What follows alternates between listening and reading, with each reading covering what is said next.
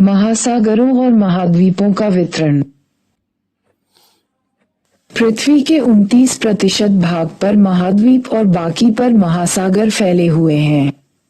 महाद्वीपों और महासागरों की अवस्थिति, जैसा कि आज मानचित्र पर दिखाई देती है, हमेशा से ऐसी नहीं रही है। इसके अतिरिक्त ये भी एक तथ्य है कि आने वाले समय में भी महाद्वीप व महासागरों की स्थिति आज जैसी नहीं रहेगी। अगर ऐसा है तो प्रश्न ये है कि पुराकाल में इनकी अवस्थिति कैसी थी? इनकी अवस्थिति में परिवर्तन क्यों और कैसे होता है? यदि यह सच है कि महाद्वीपों और महासागरों की अवस्थिति में परिवर्तन हुआ है और अभी भी हो रहा है, तो आप ये जानकर आश्चर्यचकित होंगे कि वैज्ञानिक ये सब कैसे जानते हैं। उन्होंने इन महाद्वीपों एवं महासागरों की पहले की स्थिति का निर्धारण कैसे किया होगा? इन्हीं प्रश्नों के उत्तर और इनसे संबंधित प्रश्न ही इस अध्याय का विषय हैं। महाद्वीपीय प्रवाह, कॉन्टिनेंटल ड्रिफ्ट। अटलांटिक महासागरीय तटरेखा की आकृति को ध्यान से देखें। इस महासागर के दोनों तरफ की तटरेखा में आश्चर्यजनक सिमेट्री है। इसी समानता के कारण बहुत से वैज्ञानिकों ने दक्षिण व उत्तर अमेरिका तथा यूरोप व अफ्रीका के एक साथ जुड़े होने की संभावना को व्यक्त किया। विज्ञान के इतिहास के ज्ञात अभिलेखों से पता चलता है कि सन 1596 में एक डच मानचित्रवेत्ता अब्राहम ऑटिलियस ने सर्वप्रथम इस संभावना को व्यक्त किया था। एंटोनियो पेलेग्रिनी ने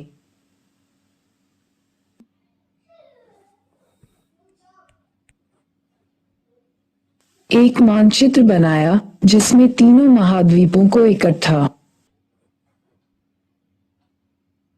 दिखाया गया था। जर्मन मौसमविद अल्फ्रेड वेगनर ने महाद्वीपीय विस्थापन सिद्धांत सन 1912 में प्रस्तावित किया।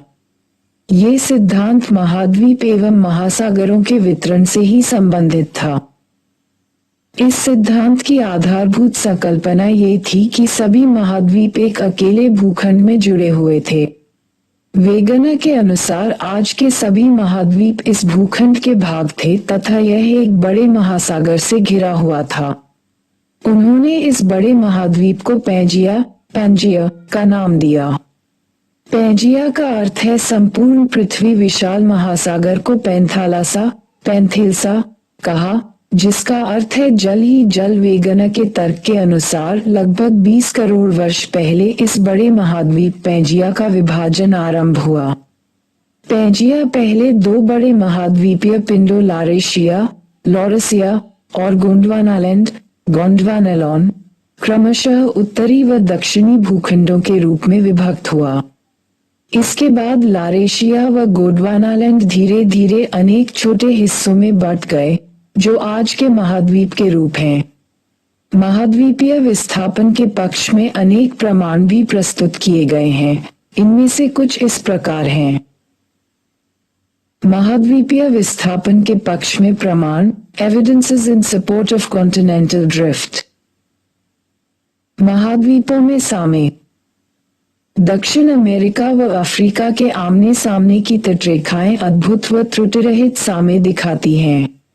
ये भी ध्यान देने योग्य है कि 1964 ई-0 में बुलर्ड ने एक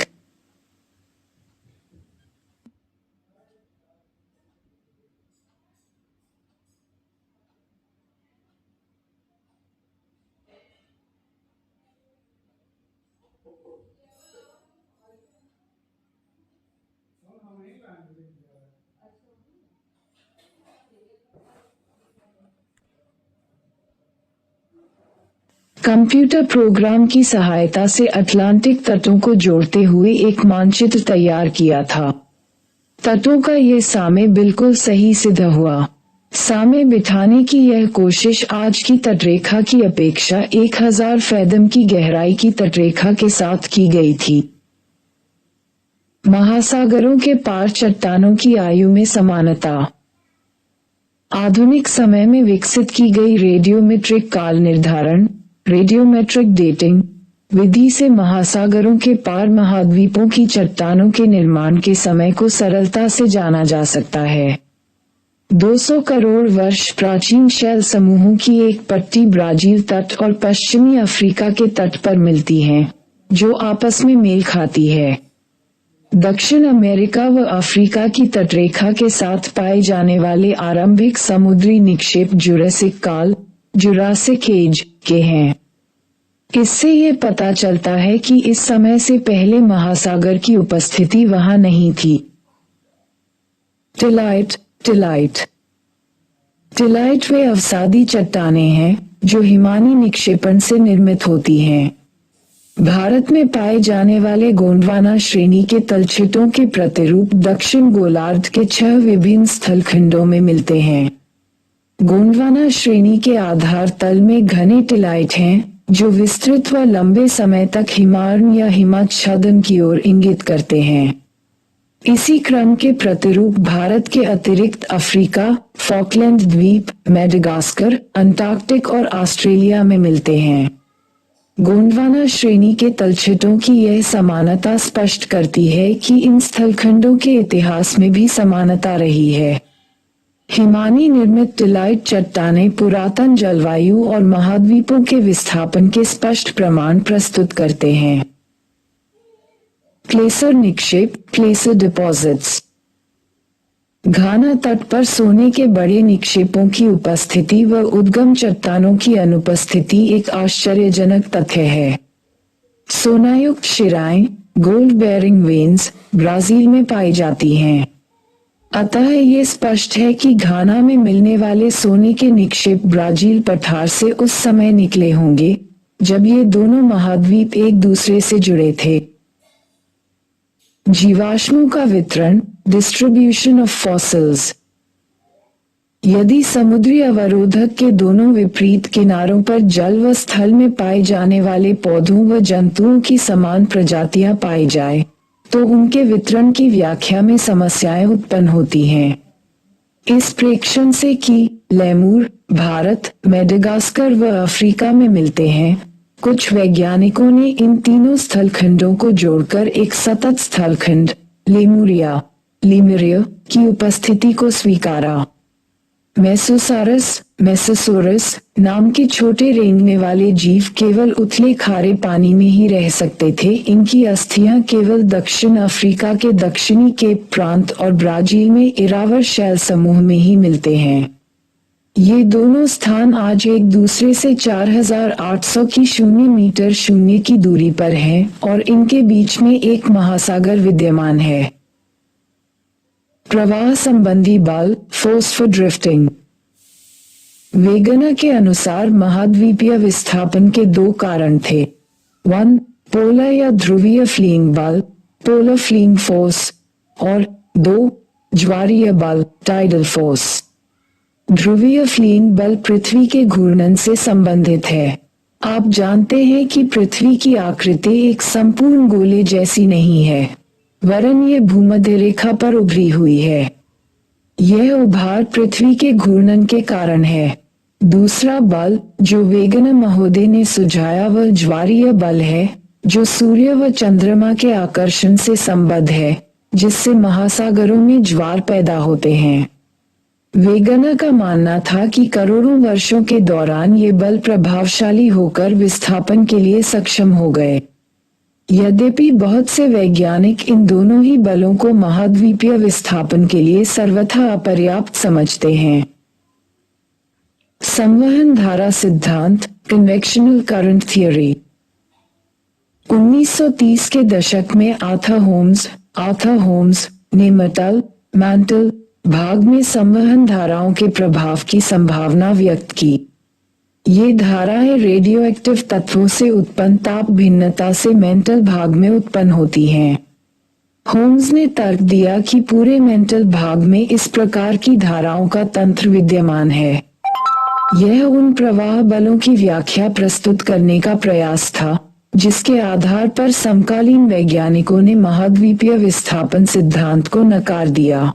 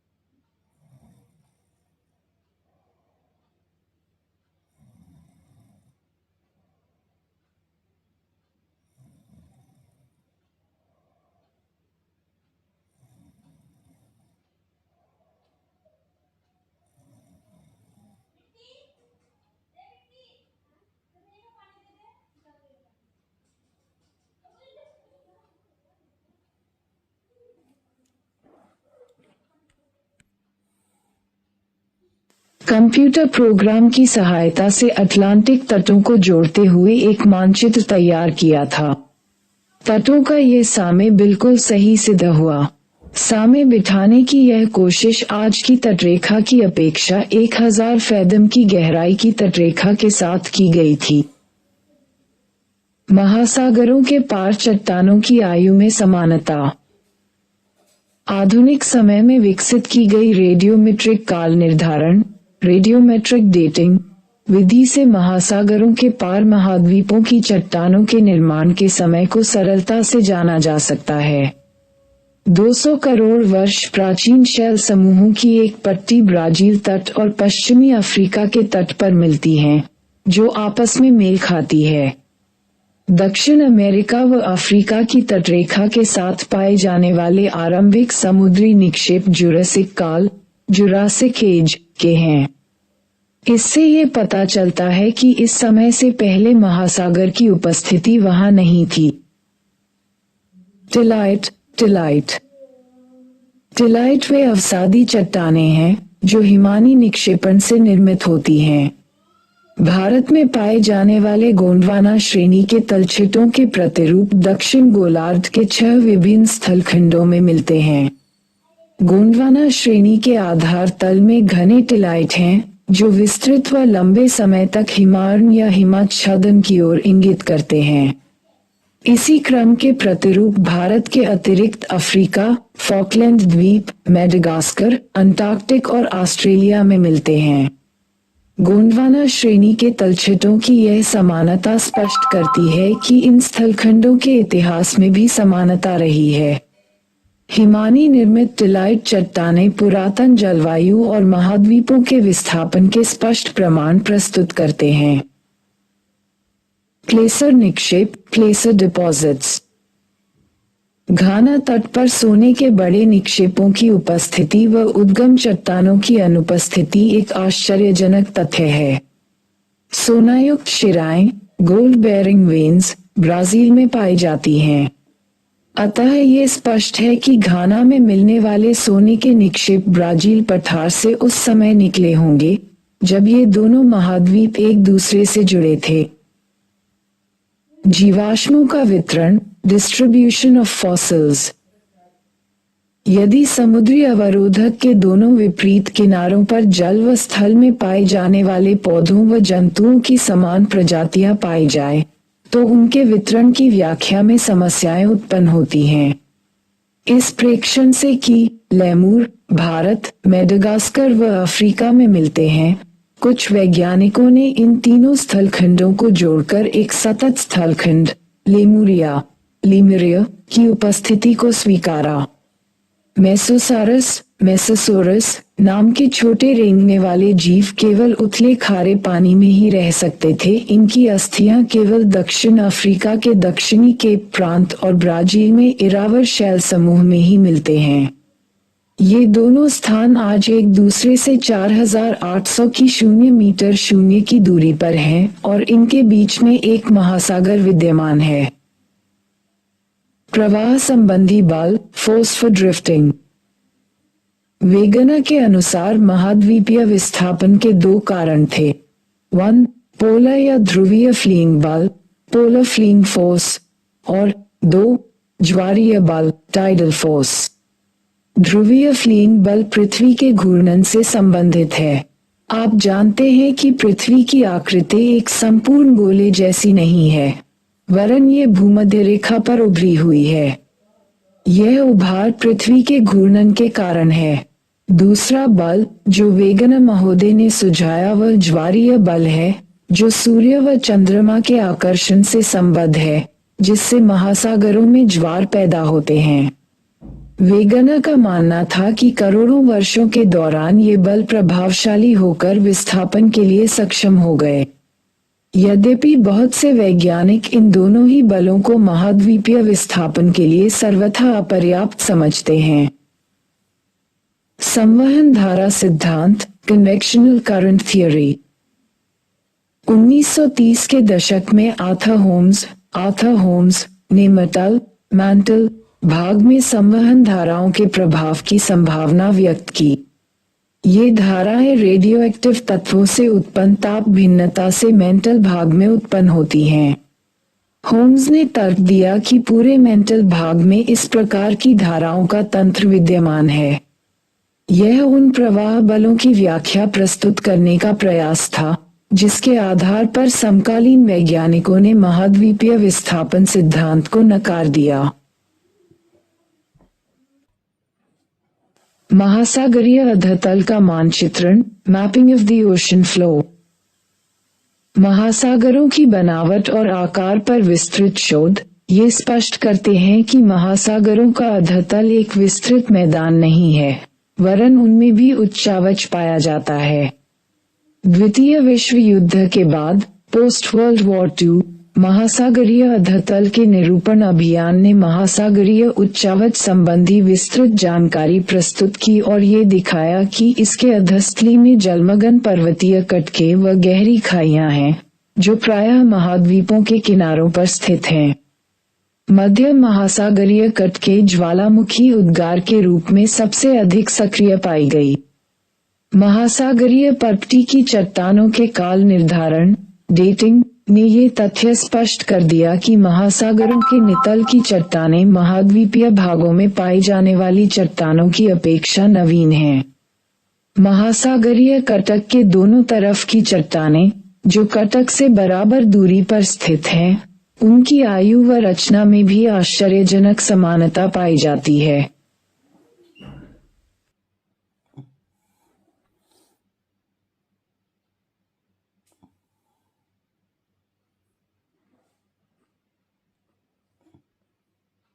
महासागरीय अधतल की बनावट, ओशन फ्लो कॉन्फ़िगरेशन।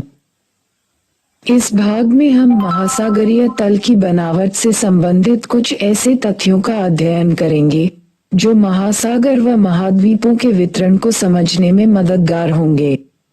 महासागरीय तल की आकृतियां अध्याय 13 में विस्तार से वर्णित हैं। गहराई व उच्चावच के प्रकार के आधार पर महासागरीय तल को 3 प्रमुख भागों में विभाजित किया जा सकता है। ये भाग हैं 1. महाद्वीपीय सीमा, 2. गहरे समुद्री बेसिन और 3. मध्य महासागरीय कटक। महाद्वीपीय सीमा, कॉन्टिनेंटल मार्जिन्स। ये महाद्वीपीय किनारों और गहरे समुद्री बेसिन के बीच का भाग है। इसमें महाद्वीपीय मग्नतट, महाद्वीपीय ढाल, महाद्वीपीय उभार और गहरी महासागरीय खाइयां आदि शामिल हैं। महासागरों व महाद्वीपों के वितरण को समझने के लिए गहरी महासागरीय खाइयों के क्षेत्र विशेष महत्वपूर्ण और रोचक हैं। वितलीय मैदान, अबिसल प्लेन्स। ये विस्तृत मैदान महाद्वीपीय तटों व मध्य महासागरीय कटकों के बीच पाए जाते हैं। वितलीय मैदान वह क्षेत्र है जहां महाद्वीपों से बहाकर लाए गए अवसाद इनके तटों से दूर निक्षेपित होते हैं। मध्य महासागरीय कटक, मिड ओशियानिक रिजेस। मध्य महासागरीय कटक आपस में जुड़े हुए पर्वतों की एक श्रृंखला बनाती है। महासागरीय जल में डूबी हुई ये पृथ्वी के धरातल पर पाई जाने वाली संभवतः सबसे लंबी पर्वत श्रृंखला है। इन कटकों के मध्यवर्ती शिखर पर एक रिफ्ट, एक प्रभाजक पठार और इसकी लंबाई के साथ साथ पार्श्व मंडल इसकी विशेषता है। मध्यवर्ती भाग में उपस्थित द्रोणी वास्तव में सक्रिय ज्वालामुखी क्षेत्र है। पिछले अध्याय में मध्य महासागरीय ज्वालामुखी के रूप में ऐसे ज्वालामुखियों की जानकारी दी गई है। भूकंप व ज्वालामुखियों का वितरण, distribution of earthquakes and volcanoes. भूकंपीय गतिविधि और ज्वालामुखी वितरण का दिए गए मानचित्र 4.5 और ब में अध्ययन करें। आप अटलांटिक महासागर के मध्यवर्ती भाग में तट रेखा के लगभग समानांतर एक बिंदु रेखा देखेंगे। यह आगे हिंद महासागर तक जाती है। भारतीय उपमहाद्वीप के थोड़ा दक्षिण में ये 2 भागों में बंट जाती है, जिसकी एक शाखा पूर्वी अफ्रीका की ओर चली जाती है और दूसरी म्यांमार से होती हुई न्यू गिनी पर एक ऐसी ही रेखा से मिल जाती है। आप ये पाएंगे कि यह बिंदु रेखा मध्य महासागरीय कटकों के समरूप है। भूकंपीय संकेंद्रण का दूसरा क्षेत्र छायांकित मेखला शेडेड बेल्ट के माध्यम से दिखाया गया है, जो अल्पाइन हिमालयन श्रेणियों के और प्रशांत महासागरीय किनारों के समरूप है।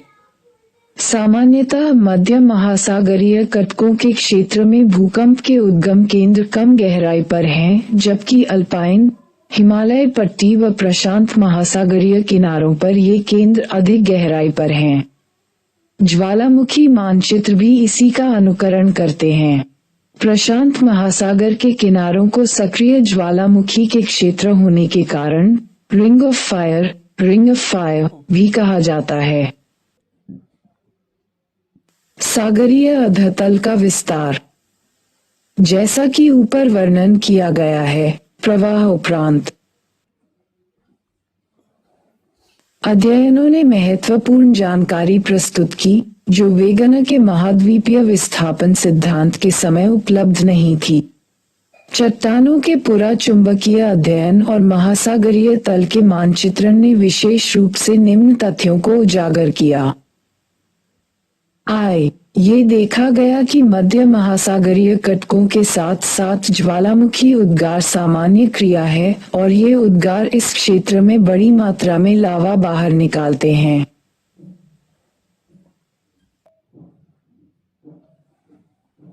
महासागरीय कटक के मध्य भाग के दोनों तरफ समान दूरी पर पाई जाने वाली चट्टानों के निर्माण का समय, संरचना, संगठन और चुंबकीय गुणों में समानता पाई जाती है। महासागरीय कटकों के समीप की चट्टानों में सामान्य चुंबकत्व ध्रुवण नॉर्मल पोलैरिटी पाई जाती है तथा ये चट्टानें नवीनतम हैं। कटकों के शीर्ष से दूर चट्टानों की आयु भी अधिक है। महासागरीय पर्वती की चट्टानें महाद्वीपीय पर्वती की चट्टानों की अपेक्षा अधिक नई हैं। महासागरीय पर्वती की चट्टानें कहीं भी 20 करोड़ वर्ष से अधिक पुरानी नहीं हैं। गहरी खायों में भूकंप के उद्गम अधिक गहराई पर हैं, जबकि मध्य महासागरीय कटकों के क्षेत्र में भूकंप उद्गम केंद्र फोकाई कम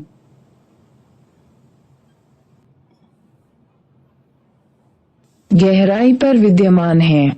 इन तथ्यों और मध्य महासागरीय कटकों के दोनों तरफ की चट्टानों के चुंबकीय गुणों के विश्लेषण के आधार पर हेस ने सन 1961 में एक परिकल्पना प्रस्तुत की, जिसे सागरीय अधतल विस्तार सी फ्लो स्प्रेडिंग के नाम से जाना जाता है। हेस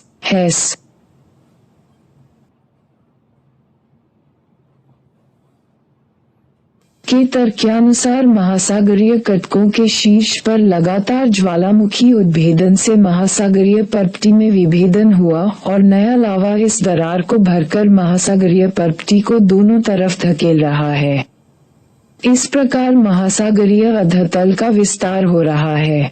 महासागरीय पर्वती का अपेक्षाकृत नवीनतम होना और इसके साथ ही एक महासागर में विस्तार से दूसरे महासागर के न सिकुड़ने पर हेस ने महासागरीय पर्वती के क्षेपण की बात कही।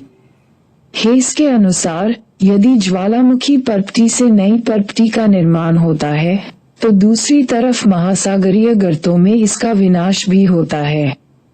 चित्र 4.3 में सागरीय तल विस्तार की मूलभूत संकल्पना को दिखाया गया है।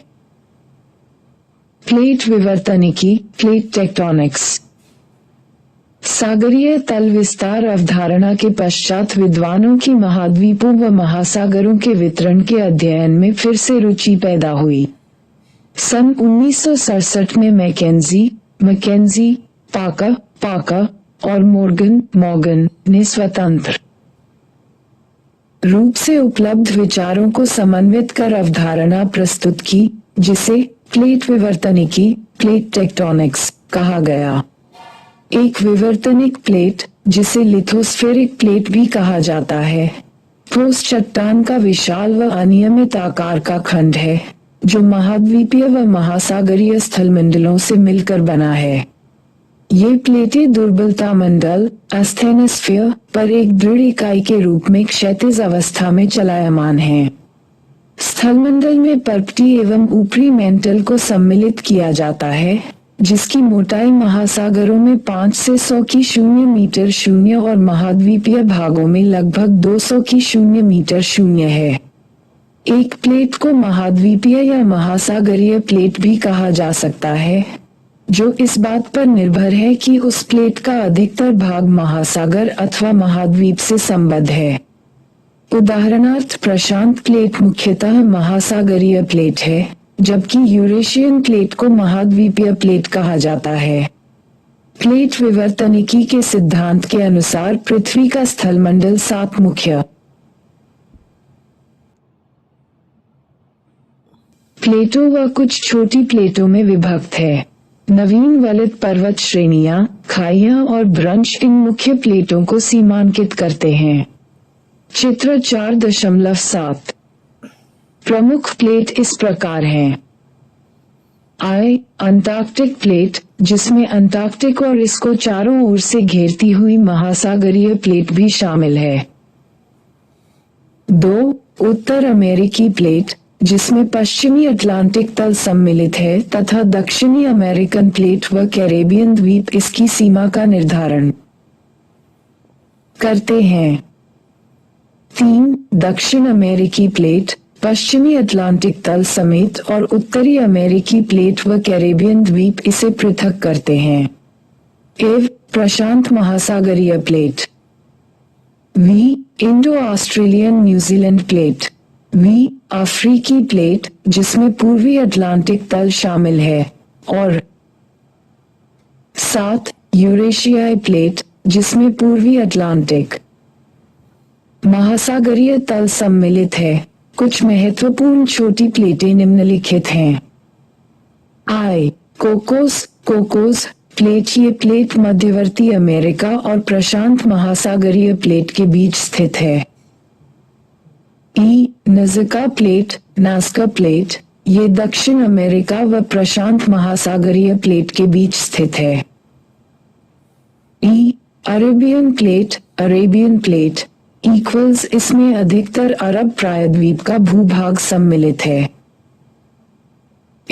फिलिपीन प्लेट यह एशिया महाद्वीप और प्रशांत महासागरीय प्लेट के बीच स्थित है।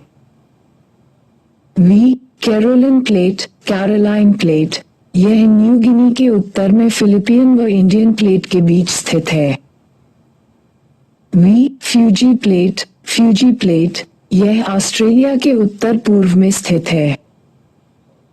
ग्लोब पर ये प्लेटें पृथ्वी के पूरे इतिहास काल में लगातार विचरण कर रही हैं।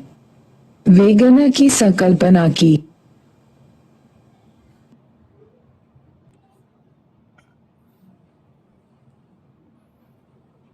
केवल महाद्वीप गतिमान है, सही नहीं है। महाद्वीप एक प्लेट का हिस्सा है और प्लेट चलायमान है।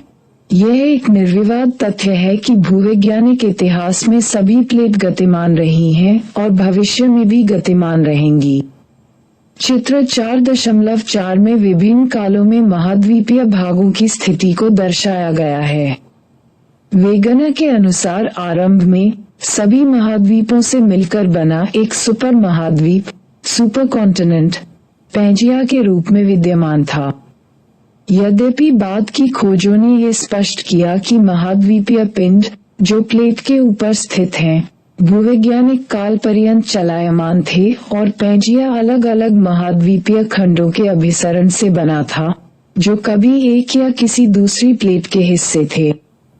पुराचुंबकीय पैलियोमैग्नेटिक आंकड़ों के आधार पर वैज्ञानिकों ने विभिन्न भूकालों में प्रत्येक महाद्वीपीय खंड की अवस्थिति निर्धारित की है। भारतीय उपमहाद्वीप अधिकांशतः प्रायद्वीपीय भारत की अवस्थिति नागपुर क्षेत्र में पाई जाने वाली चट्टानों के विश्लेषण के आधार पर आंकी गई है। प्लेट संचरण के फलस्वरूप 3 प्रकार की प्लेट सीमाएं बनती हैं। अपसारी सीमा, डाइवर्जेंट बाउंड्रीज। जब दो प्लेट एक दूसरे से विपरीत दिशा में अलग हटती हैं और नई परपटी का निर्माण होता है, उन्हें अपसारी प्लेट कहते हैं। वह स्थान जहां से प्लेट एक दूसरे से दूर हटती हैं, इन्हें प्रसारी स्थान, स्प्रेडिंग साइट भी कहा जाता है। अपसारी सीमा का सबसे अच्छा उदाहरण मध्य अटलांटिक कटक है। यहाँ से अमेरिकी प्लेटें, उत्तर अमेरिकी व दक्षिण अमेरिकी प्लेटें तथा यूरेशियन व अफ्रीकी प्लेटें अलग हो रही हैं। अभिसरण सीमा, कन्वर्जेंट बाउंड्रीज। जब एक प्लेट दूसरी प्लेट के नीचे धंसती है और जहां भूपरपटी नष्ट होती है, वह अभिसरण सीमा है। वह स्थान जहां प्लेट धंसती है, इसे प्रविष्टन क्षेत्र, सबडक्शन जोन भी कहते हैं। अभिसरण 3 प्रकार से हो सकता है। 1. महासागरीय व महाद्वीपीय प्लेट के बीच। 2. दो महासागरीय प्लेटों के बीच। 3. दो महाद्वीपीय प्लेटों के बीच। रूपांतर सीमा, ट्रांसफॉर्म बाउंड्रीज। जहां न तो नई परपटी का निर्माण होता है और न ही परपटी का विनाश होता है, उन्हें रूपांतर सीमा कहते हैं। इसका कारण है कि इस सीमा पर प्लेटें एक दूसरे के साथ साथ क्षैतिज दिशा में सरक जाती हैं। रूपांतर ब्रंच, ट्रांसफॉर्म फॉल्ट्स, दो प्लेट को अलग करने वाले तल हैं जो सामान्यतः मध्य महासागरीय कटकों से लंबवत स्थिति में पाए जाते हैं। क्योंकि कटकों के शीर्ष पर एक ही समय में सभी स्थानों पर ज्वालामुखी उद्गार नहीं होता, ऐसे में पृथ्वी के अक्ष से दूर प्लेट के हिस्से भिन्न प्रकार से गति करते हैं। इसके अतिरिक्त पृथ्वी के घूर्णन का भी प्लेट के अलग खंडों पर भिन्न प्रभाव पड़ता है। प्लेट प्रवाह की दर कैसे निर्धारित होती है? प्लेट प्रवाह दरें, रेट्स ऑफ प्लेट मूवमेंट। सामान्य व उत्क्रमण चुंबकीय क्षेत्र की पट्टियां जो मध्य महासागरीय कटक के समानांतर हैं, प्लेट प्रवाह की दर समझने में वैज्ञानिक के लिए सहायक सिद्ध हुई हैं। प्रवाह की ये दरें बहुत भिन्न हैं।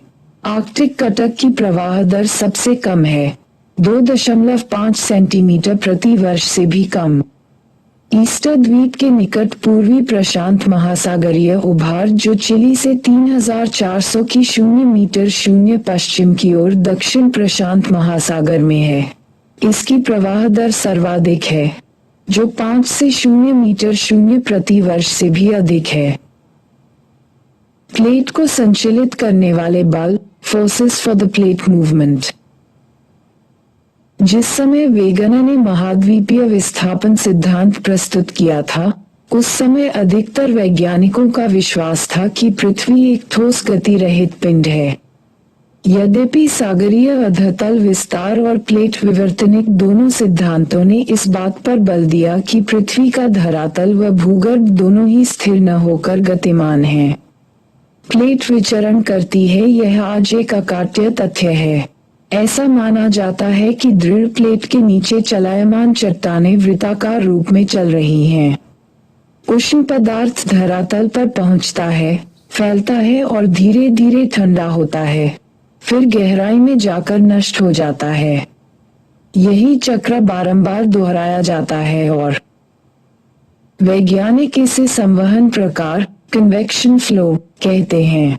पृथ्वी के भीतर ताप उत्पत्ति के दो माध्यम हैं, रेडियोधर्मी तत्वों का क्षय और अवशिष्ट ताप। आर्थर होम्स ने सन 1930 में इस विचार को प्रतिपादित किया, जिसने बाद में हैरी हेस की सागरीय तल विस्तार अवधारणा को प्रभावित किया। दृढ़ प्लेटों के नीचे दुर्बल व उष्ण मेंटल है जो प्लेट को प्रवाहित करता है।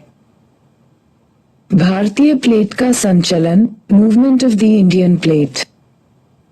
भारतीय प्लेट में प्रायद्वीप भारत और ऑस्ट्रेलिया महाद्वीपीय भाग सम्मिलित हैं, हिमालय पर्वत श्रेणियों के साथ साथ।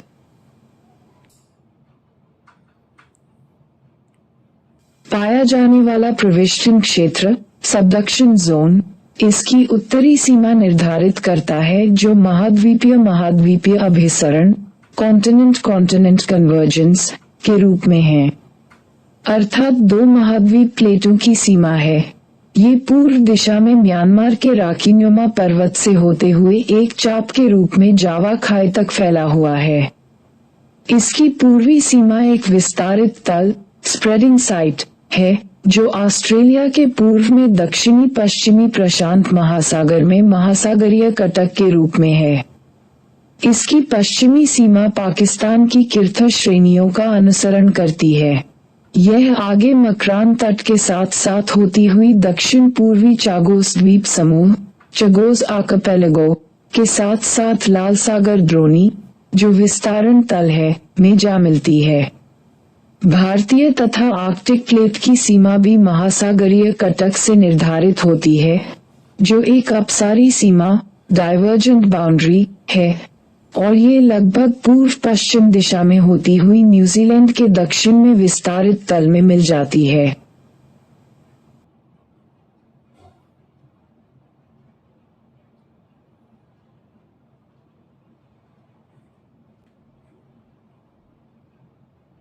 भारत एक वृहद द्वीप था जो ऑस्ट्रेलियाई तट से दूर एक विशाल महासागर में स्थित था। लगभग 22.5 करोड़ वर्ष पहले तक टेथीस सागर इसे एशिया महाद्वीप से अलग करता था। ऐसा माना जाता है कि लगभग 20 करोड़ वर्ष पहले जब पैंजिया विभक्त हुआ तब भारत ने उत्तर दिशा की ओर खिसकना आरंभ किया। लगभग 4 से 5 करोड़ वर्ष पहले भारत एशिया से टकराया व परिणामस्वरूप हिमालय पर्वत का उत्थान हुआ। 7.1 करोड़ वर्ष पहले से आज तक की भारत की स्थिति मानचित्र 4.6 में दिखाई गई है। आरेख 4.6 भारतीय उपमहाद्वीप व यूरेशियन प्लेट की स्थिति भी दर्शाता है। आज से लगभग 14 करोड़ वर्ष पहले यह उपमहाद्वीप सुदूर दक्षिण में 500 दक्षिणी अक्षांश पर स्थित था। इन 2 प्रमुख प्लेटों को टेथिस सागर अलग करता था और तिब्बतीय खंड एशियाई स्थलखंड के करीब था। भारतीय प्लेट के यूरेशियन प्लेट की तरफ प्रवाह के दौरान एक प्रमुख घटना घटी थी लावा प्रवाह से दक्कन ट्रैप का निर्माण होना। ऐसा लगभग 6 करोड़ वर्ष पहले आरंभ हुआ और एक लंबे समय तक ये जारी रहा। याद रहे कि यह उपमहाद्वीप तब भी भूमध्य रेखा के निकट था, लगभग 4 करोड़ वर्ष पहले, और इसके पश्चात हिमालय की उत्पत्ति आरंभ हुई। वैज्ञानिकों का मानना है कि यह प्रक्रिया अभी भी जारी है और हिमालय की ऊंचाई अब भी बढ़ रही है। निम्नलिखित प्रश्नों के उत्तर लगभग 30 शब्दों में दीजिए। आई महाद्वीपों के प्रवाह के लिए वेगन ने निम्नलिखित में से किन बलों का उल्लेख किया? ई मेंटल में संवहन धाराओं के आरंभ होने और बने रहने के क्या कारण हैं? ई प्लेट की रूपांतर सीमा, अभिसरण सीमा और अपसारी सीमा में मुख्य अंतर क्या है? इव दक्कन ट्रैप के निर्माण के दौरान भारतीय स्थलखंड की स्थिति क्या थी? निम्नलिखित प्रश्नों के उत्तर लगभग 150 शब्दों में दीजिए। आई महाद्वीपीय विस्थापन सिद्धांत के पक्ष में दिए गए प्रमाणों का वर्णन करें। ई महाद्वीपीय विस्थापन सिद्धांत व प्लेट विवर्तनिक सिद्धांत में मूलभूत अंतर बताइए। ई महाद्वीपीय प्रवाह सिद्धांत के उपरांत की प्रमुख खोज क्या है जिससे वैज्ञानिकों ने महासागर व महाद्वीपीय वितरण के अध्ययन में पुनः रुचि ली?